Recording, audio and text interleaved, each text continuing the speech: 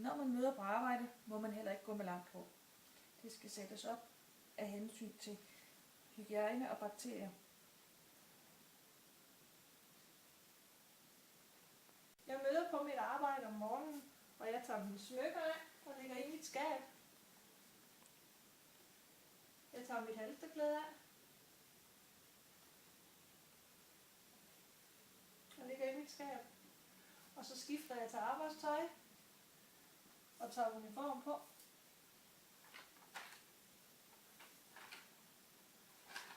Jeg har altid ærmerne hertil på grund af bakterier og mikroorganismer. Når jeg går hjem igen, så skifter jeg igen til mit eget tøj, så jeg ikke bærer mikroorganismer og bakterier ud af huset. Handsker. Når vi skal have handsker på, vi skal vaske og spritte hænder før og bagefter.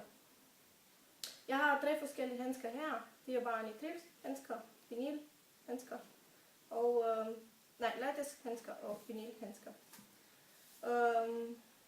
Dem nitrilhandsker vi bruger, de bruger en almindelig med medicin at gøre, når vi skal håndtere medicin, fordi det ikke trænges ind.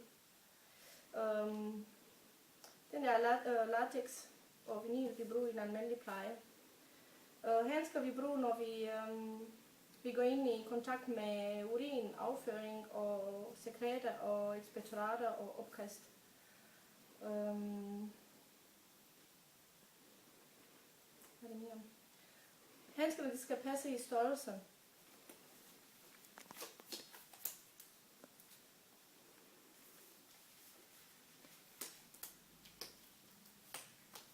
Sådan.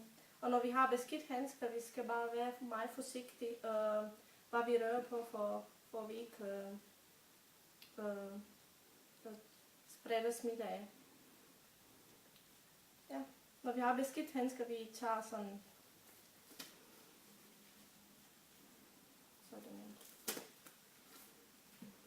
Sådan.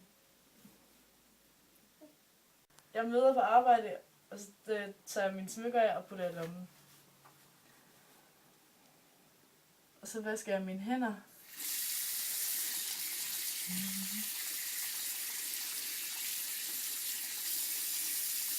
Er det vigtigt?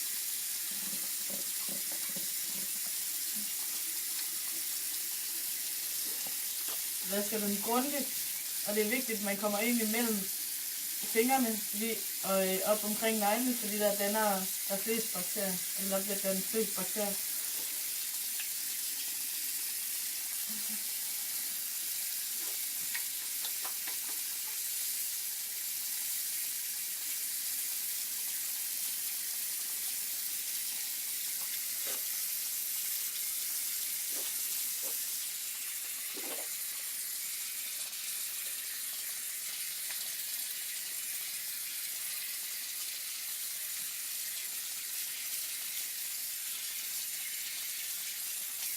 Og så lukker jeg vandhanen med min albue for at undgå bakterier.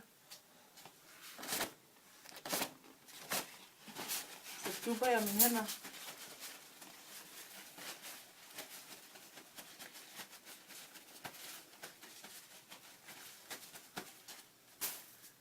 Og fører noget sprit med albuen. Okay. Er det okay?